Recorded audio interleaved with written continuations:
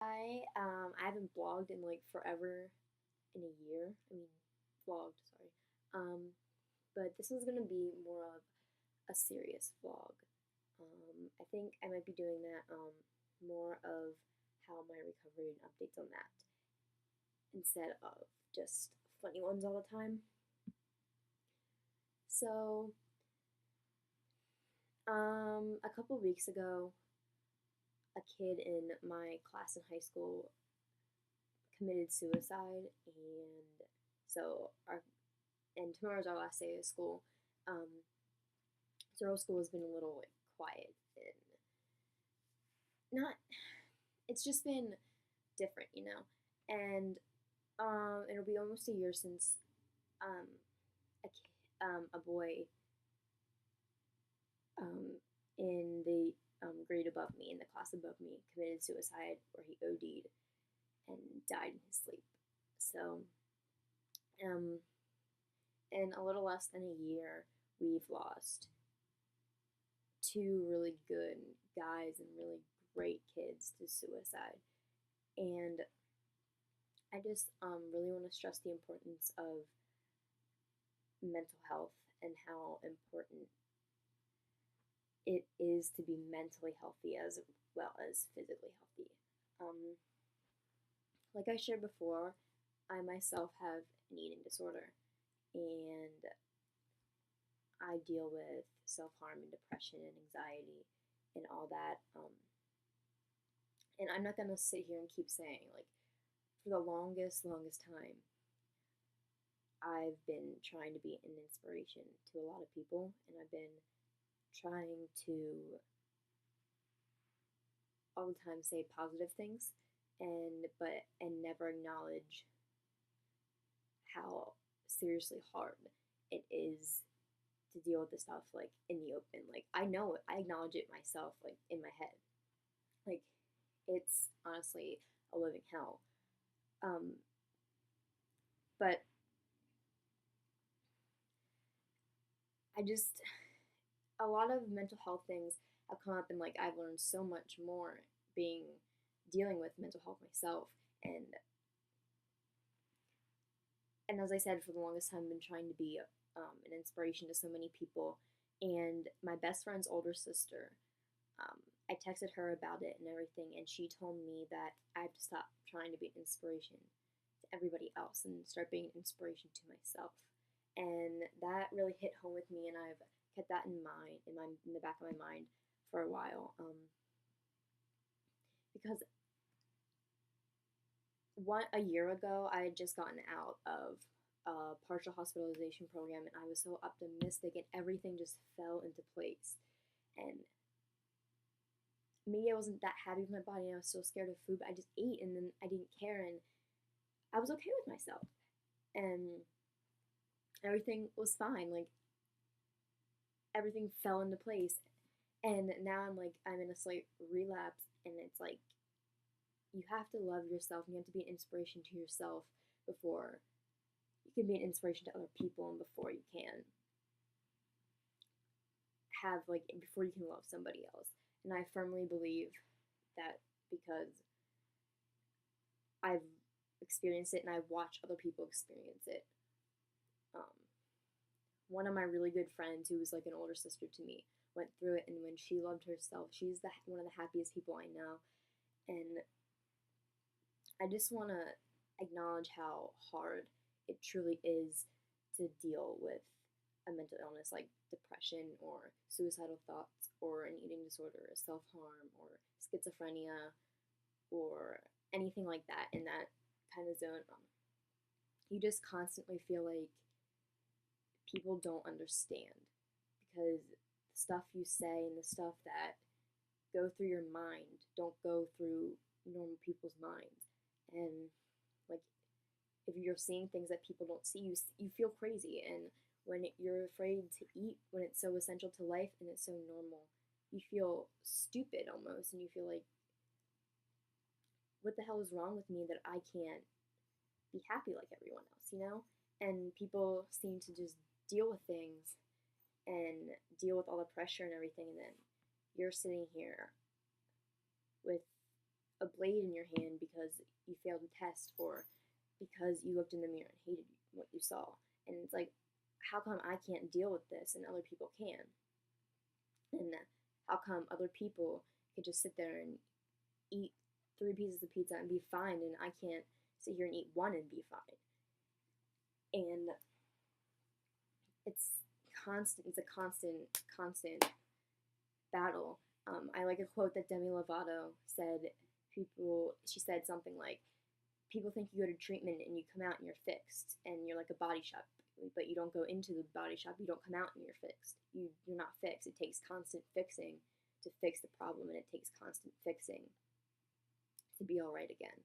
And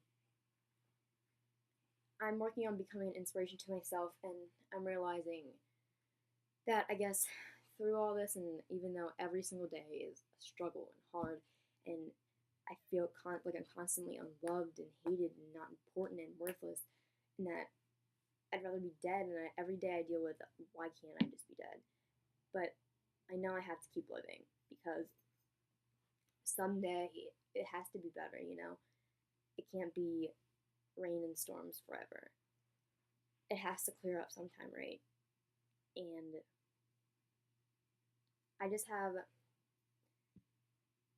I have so many people that I love, regardless if they love me or not.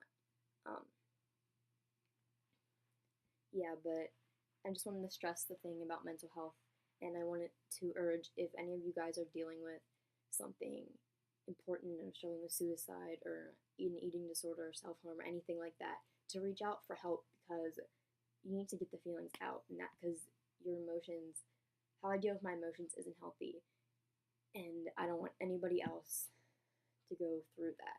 And I wouldn't wish this on my worst enemy because it honestly ruined my life. Like, I'm going to be a senior next year, and if I'm not any better by this time next year, I won't be allowed to go to college. And it seriously changes the way you see everything. Mental illness, and you see things that no person should have to see. Like, I was in an eating disorder program with a little girl who was 10 years old, and she was afraid to eat anything, and it's just sad, and it's a really sad world and a really, really sad place and dark. And it's like, why, you ask why me, but at the same time you ask, why do I survive and other people don't? Why did I survive anorexia while other people are still struggling? And why are they struggling so bad and I'm not? And why? And I don't know if I can do this anymore, you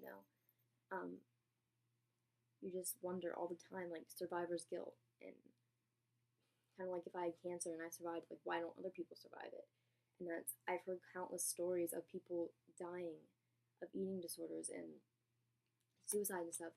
Why did I survive? Why am I as lucky to survive, and why am I as lucky to have amazing family and friends while other people don't? And it's like, it's a constant doubt of yourself. But the important thing is that you acknowledge how exactly hard it is to go through these things, and you have to acknowledge it, because you have to be an inspiration to yourself first before you be an inspiration to anybody else.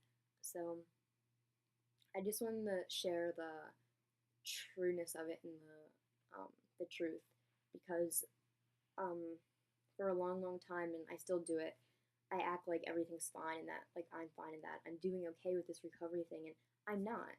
Like, really, it's a struggle, and some days are good and some days are bad, and that's what's gonna happen. And relapses are inevitable. Sorry, but I'm tired of like sitting here pretending that it's all right, because I know it affects the people I love, and that breaks me in half. That I could be the reason somebody doubts themselves. I could be the reason people are scared, and I'm causing people pain, because of my illnesses.